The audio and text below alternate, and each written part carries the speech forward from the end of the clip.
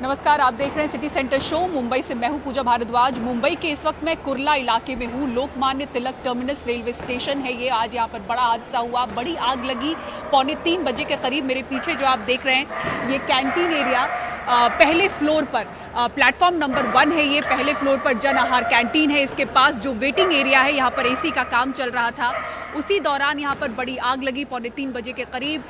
5:45 बजे के आसपास आग को पूरी तरह से बुझा लिया गया, लेकिन उस बीच जो आग की बड़ी लपटें उठ रही थी उससे यात्रियों के बीच में बड़ा हड़कंप मचा। लेकिन समय रहते सभी यात्रियों को यहाँ से निकाल लिया गया।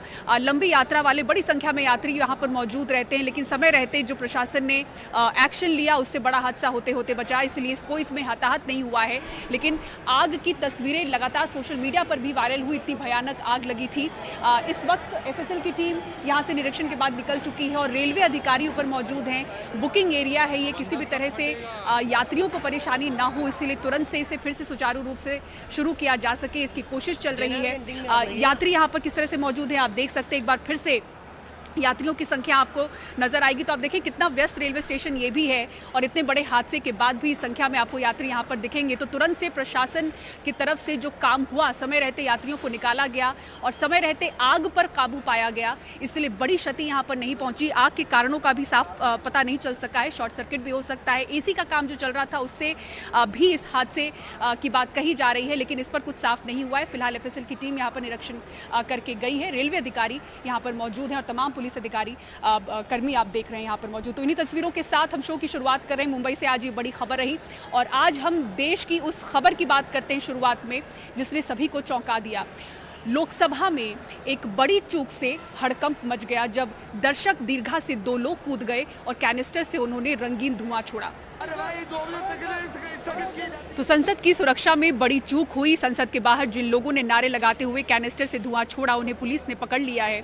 सभी 6 आरोपियों की पहचान हो गई है, जिसमें से 5 लोगों को गिरफ्तार कर लिया गया है। राहत की बात यह रही कि किसी की जान को नुकसान नहीं हुआ है, लेकिन सवाल उठ रहे हैं कि इतनी कड़ी सुरक्षा के बीच ये लोग कैसे जूते में छिपाकर कैनिस्टर अंदर ले जाने में कामयाब रहे। बहरहाल दिल्ली पुलिस की anti terror unit special cell जांच में जुटी हुई है, लेकिन गंभीर सवाल ये भी है कि इस वारदात को अंजाम बड़ी प्लानिंग के साथ उस दिन दिया गया जिस दिन संसद पर 2001 में हुए हमले की 22वीं बरसी है। बहरहाल सूत्रों के मुताबिक अब पूर्व और मौजूदा सांसदों के निजी सहायकों की संसद भवन में एंट्री बंद कर दी गई है। अब दर्शक भी संसद की कार्यवाही देखने नहीं जा पाएंगे। साथ ही अब दर्शक दीर्घा को शीशे से कवर किया जाएगा ताकि भविष्य में कोई वहां से न कूद सके। इसके अलावा एयरपोर्ट की तरह संसद में भी बॉडी स्कैन मशीनें लगाई जाएंगी। सदन में निगरानी कर्मचारियों की संख्या बढ़ाने का भी फैसला किया गया है। देश में हम सब लोग देश और राष्ट्र की सेवा के लिए आए हैं और कितनी भी विपरीत परिस्थिति हो उसके बाद भी सदन चले, ये हम सब की जिम्मेदारी है।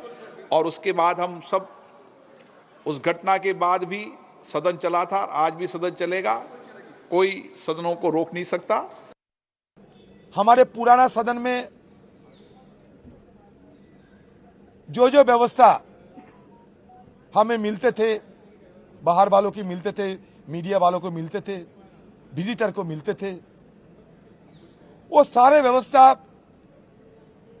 नए सदन में चालू करते समय गहन अध्ययन नहीं किए गए थे। नहीं तो एक ही दरवाजे से, मकर दरवाजे जिसको कहते हैं, एमपीज, सारे विजिटर्स, सारे सुरक्षाकर्मी एक ही दरवाजे से गुजरते होते हुए सही ढंग से जांच पड़ताल में खामियां रही गई थी। संसद के बाहर और अंदर हंगामे के मामले में दिल्ली पुलिस 4 आरोपियों नीलम आजाद, अमोल शिंदे, सागर शर्मा और मनोरंजन डी से लगातार पूछताछ कर रही है। अब तक की जांच में खुलासा हुआ है कि इस पूरी कॉन्स्पिरेसी में 6 लोग शामिल थे, जिसमें ललित झा नाम का एक शख्स है जो कि इनके साथ में था और हंगामे के वक्त संसद के बाहर इनका वीडियो बना रहा था। लेकिन जैसे ही दिल्ली पुलिस ने नीलम आजाद और अमोल शिंदे को डिटेन किया, उसी वक्त वो शख्स वहां से भाग गया। उसके पास इन 4 लोगों के मोबाइल फ़ोन भी हैं। तो दिल्ली पुलिस ललित झा की तलाश कर रही है। वहीं गुरुग्राम के सेक्टर 7 में दिल्ली पुलिस ने छापेमारी कर विक्की शर्मा नाम के शख्स को डिटेन किया है। दरअसल ये 5 आरोपी विक्की शर्मा के यहाँ रुके हुए थे और आज सुबह वहाँ से सीधा संसद भवन पहुँचे और उसके बाद दो के ग्रुप में बंटकर ये लोग संसद भवन के अंदर और बाहर गए। दिल्ली पुलिस के मुताबिक सभी आरोपी सोशल मीडिया प्लेटफॉर्म पर एक दूसरे से जुड़े हुए थे और इन लोगों ने बेहद शातिराना अंदाज में इस हंगामे की प्लानिंग की। पुलिस के मुताबिक इन लोगों ने खास तौर पर आज का दिन चुना क्योंकि आज संसद पर हमले की बरसी का दिन है। दूसरा, इन लोगों ने एक सांसद के जरिए पास हासिल किए और फिर अंदर पहुंचकर हंगामा किया। तो दिल्ली पुलिस लगातार इस पूरे मामले की जांच कर रही है। मल्टीपल सुरक्षा एजेंसियां लगातार आरोपियों से पूछताछ कर रही हैं और इस मामले में ललित झा की तलाश जारी है। अब तक पूछताछ में यह साफ नहीं हो सका है कि आखिर इस हंगामे का मोटिव क्या है, क्योंकि आरोपी बार बार अपने बयान बदल रहे हैं। तो दिल्ली पुलिस जांच कर रही है कि क्या इसके पीछे कुछ और लोग भी शामिल हैं, कोई ग्रुप शामिल है। इसको लेकर लगातार जांच चल रही है। आरोपियों के जो सोशल मीडिया प्रोफाइल हैं उनको भी खंगाला जा रहा है। इसके अलावा सभी आरोपियों के यहाँ अलग अलग राज्यों में दिल्ली पुलिस की टीमें गई हैं जो कि उनका पूरा बैकग्राउंड देख रही हैं। आरोपी काफ़ी पढ़े लिखे हैं। केवल सागर शर्मा जो है वो रिक्शा पुलर है, लेकिन जो बाकी के आरोपी हैं वो काफ़ी पढ़े लिखे हैं और पुलिस के मुताबिक इन लोगों ने जो भी किया है वो काफ़ी सोच समझकर किया है। तो ये पता लगाया जा रहा है कि क्या इसके पीछे कोई ग्रुप है या कुछ और लोग शामिल हैं, उसके बारे में जानकारी ली जा रही है। सबसे अहम बात यह है कि जो आरोपी हैं वो लगातार एक दूसरे के संपर्क में थे और जो पूरी कॉन्स्पिरेसी की गई है उसमें सभी आरोपी पहले से लगातार इस कॉन्स्पिरेसी को अंजाम दे रहे थे, उसको लगातार उसकी प्लानिंग कर रहे थे। तो दिल्ली पुलिस अब तमाम पहलुओं की इसमें जांच कर रही है और इस मामले में ललित झा की तलाश कर रही है, क्योंकि उसके पास सभी आरोपियों के मोबाइल फ़ोन हैं और इसको लेकर लगातार जांच की जा रही है।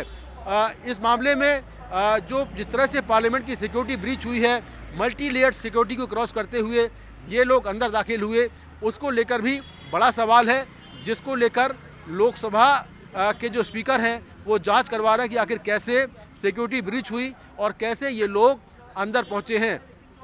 जो सुरक्षा एजेंसियां हैं उनको इस बात के इनपुट मिले थे कि आज के दिन यानी कि संसद पर हमले की बरसी के दिन कुछ लोग यहाँ पर हंगामा कर सकते हैं, क्योंकि खालिस्तानी आतंकवादी गुरु पतवंत सिंह पन्नू ने धमकी दी थी कि आज के दिन वो संसद में हंगामा करवा सकता है। तो पहले से ही संसद के बाहर और अंदर काफ़ी ज़्यादा सुरक्षा तैनात थी। उसके बाद भी ये घटना हो गई जो अपने आप में बड़े सवाल खड़े करती है। नई दिल्ली से कैमरामैन सचिन गुप्ता के साथ मुकेश सिंह सेंगर, NDTV इंडिया।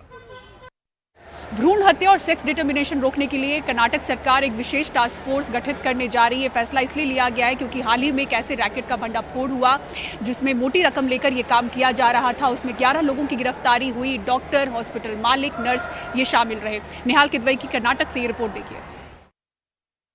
इन सभी पर कोख में बच्चे के लिंग की पहचान के टेस्ट के बाद अजन्मे बच्चे की हत्या के आरोप हैं।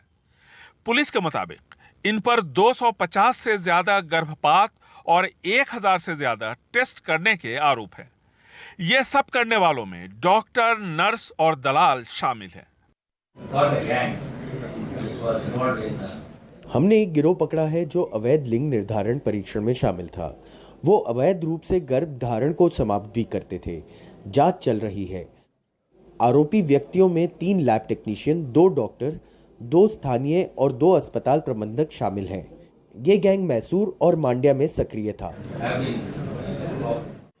इस गैंग के मोडस ऑपरेंडी में अहम भूमिका नर्सों की थी, जो अस्पताल या नर्सिंग होम में आने वाली महिलाओं के गर्भवती होने की सूचना अपने गैंग के एजेंट्स को देती। एजेंट्स इन महिलाओं से संपर्क कर उनका अवैध सेक्स डिटर्मिनेशन टेस्ट करवाते।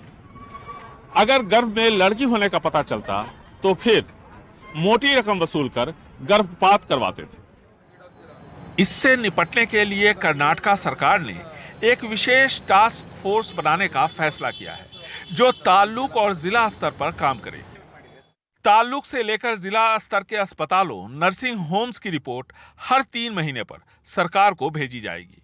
स्वास्थ्य विभाग के दूसरे अफसरों के साथ साथ स्थानीय DYSP या ACP भी इस टास्क फोर्स में शामिल होंगे। ನಾವು ಒಂದು ಕಡೆ ಜಾಗೃತಿಯನ್ನು ಮೂಡಿಸುವಂಥದ್ದು ಸಮಾಜದಲ್ಲಿ, ಇನ್ನೊಂದು ಕಡೆ हमें एक तरफ जागरूकता बढ़ाने की ज़रूरत है। हमारे ज़िले और पुलिस अधिकारियों को मिलकर काम करना चाहिए। हमें राज्य स्तर पर एक टास्क फोर्स गठित करने की आवश्यकता है। फोर्स हर 3 माह में जांच करेगी। ಅವರು ಅವಾಗವಾಗ 3 ತಿಂಗಳಿಗೆ ಏನು ನಡೀತಾ ಉಂಟು ಅಂತ ಇಡೀ ರಾಜ್ಯ ಮಟ್ಟದಲ್ಲಿ ಪರಿಶೀಲನೆ ಮಾಡ್ತಕ್ಕಂಥದ್ದು। कर्नाटका में महिलाओं की आबादी हाल में कम हुई है, खासकर 20 जिलों में, जिनमें मुख्यमंत्री सिद्धरमैया का अपना जिला मैसूर और उप मुख्यमंत्री डीके शिव कुमार का रामनगरा भी शामिल है। बेंगलुरु से कैमरामैन गोविंद मूर्ति के साथ निहाल किदवई, एनडीटीवी इंडिया। और अब अगली खबर महादेव ऐप से जुड़ी हुई। इसके मालिक और प्रमोटर रवि उप्पल को दुबई से हिरासत में लिया गया है। इंटरपोल ने उसके खिलाफ रेड कॉर्नर नोटिस जारी किया था। ईडी सूत्र बता रहे हैं कि उसे डिपोर्ट करने की कोशिश चल रही है। हालांकि इस मामले में मुख्य आरोपी सौरभ की तलाश अभी भी चल रही है। पूरा जो घोटाला है वो करीब 6,000 करोड़ का है, जिसमें छत्तीसगढ़ के पूर्व मुख्यमंत्री भूपेश बघेल का भी नाम सामने आया है। महादेव ऐप घोटाले के एक मास्टरमाइंड रवि उप्पल को भारत लाने की कोशिश जारी है। उप्पल और सौरभ चंद्राकर दोनों 2019 से दुबई में हैं, लेकिन ईडी सूत्रों की माने तो बीते हफ्ते रवि उप्पल को दुबई में हिरासत में ले लिया गया। रवि के साथ 2 और लोगों को डिटेन किया गया है। करीब 6,000 करोड़ के घोटाले के मास्टरमाइंड रवि और सौरभ के खिलाफ इसी साल अक्टूबर में इंटरपोल ने रेड कॉर्नर नोटिस जारी किया था। रवि उप्पल ने रिपब्लिक ऑफ वानुआतू की नागरिकता भी ले रखी है। रवि उप्पल और सौरभ चंद्रकार दोनों छत्तीसगढ़ के भिलाई के रहने वाले हैं। दोनों पहले छोटे कारोबारी थे, लेकिन 2019 में इन्होंने महादेव ऐप और उससे जुड़े कई ऐप लॉन्च किए। इसके साथ में कुछ वेबसाइट लॉन्च की। इसके जरिए पूरे भारत में ये ऑनलाइन सट्टा खिलवाने लगे और लोगों को मोटे रिटर्न का झांसा दिया। महादेव ऐप पर जब हजारों करोड़ के वारे न्यारे होने लगे तो सौरभ और रवि परिवार के साथ दुबई चले गए। निवेश करने वाले लोगों को ना तो रिटर्न मिला और ना ही मूलधन, लेकिन हजारों की संख्या में लोग इस ऐप के जाल में फंसते चले गए। आरोपियों ने सट्टे का पैसा जमा कराने के लिए बेनामी खाते खुलवाए। पैसे का लेन देन हवाला के जरिए होने लगा। भारत, यूएई और थाईलैंड में ऑनलाइन सट्टा खिलवाने के लिए 30 कॉल सेंटर खोले गए। नेता, ब्यूरोक्रेट, कारोबारी और पुलिस अफसर भी इस गठजोड़ में शामिल थे। सौरभ चंद्राकर के बेहद करीबी सुनील दमानी और अनिल दमानी इस सिंडिकेट को भारत में ऑपरेट कर रहे थे। महादेव ऐप को लेकर अलग अलग राज्यों में कई एफआईआर दर्ज हैं और कई गिरफ्तारियां भी हुई हैं। ईडी ने मनी लॉन्ड्रिंग के तहत इस मामले में 14 लोगों के खिलाफ चार्जशीट दायर की है। हाल ही में छत्तीसगढ़ चुनाव के पहले ईडी ने असीम दास को गिरफ्तार कर उसके पास से करीब 5.5 करोड़ रुपए बरामद किए थे। असीम दास ने ईडी की पूछताछ में बताया कि ये पैसा छत्तीसगढ़ के तत्कालीन मुख्यमंत्री भूपेश बघेल को देना था और ये पैसा छत्तीसगढ़ के चुनाव में इस्तेमाल होना था। इसके साथ में उसने कहा कि ये पैसा भेजने वाला है दुबई में बैठा शुभम सोनी, जो कि महादेव ऐप का प्रमोटर है, और उसने 508 करोड़ रुपए पहले भी छत्तीसगढ़ के तत्कालीन मुख्यमंत्री भूपेश बघेल को भिजवाए हैं। भारतीय जनता पार्टी की सरकार एक भी घोटालेबाज को छोड़ेगी नहीं। युवाओं का भविष्य बर्बाद करने वालों को ऐसी सख्त सजा दी जाएगी कि आगे वो ये कदम उठाने से पहले 100 बार सोचें। और ये जो गिरफ्तारी हुई है, इस कड़ी में और कितने लोग शामिल हैं, कौन कौन लोग हैं जो छत्तीसगढ़ के युवाओं का भविष्य अंधकार में डाल रहे थे, उसकी जानकारी मिलेगी। केस को आगे बढ़ाने में मदद मिलेगी। इसके बाद शुभम सोनी ने एक वीडियो जारी कर भूपेश बघेल को 508 करोड़ रुपए देने का दावा किया और बताया कि वो इस घोटाले में शामिल हैं। इसी साल सौरभ चंद्राकर ने दुबई में अपनी शादी में 17 बॉलीवुड हस्तियों को बुलाया, जिन पर करीब 150 करोड़ रुपए खर्च किए। ये कलाकार भी जांच के दायरे में है। रवि उप्पल के भारत आते ही राजनीतिक गलियारों में खलबली मच सकती है, क्योंकि इस घोटाले में कई बड़े नाम शामिल हैं। अब ईडी की एक टीम बहुत जल्दी ही दुबई जाने वाली है और देखना होगा कि रवि उप्पल कब तक डिपोर्ट होता है। नई दिल्ली से कैमरामैन राकेश सिंह के साथ मैं मुकेश सिंह सेंगर, एनडीटीवी इंडिया।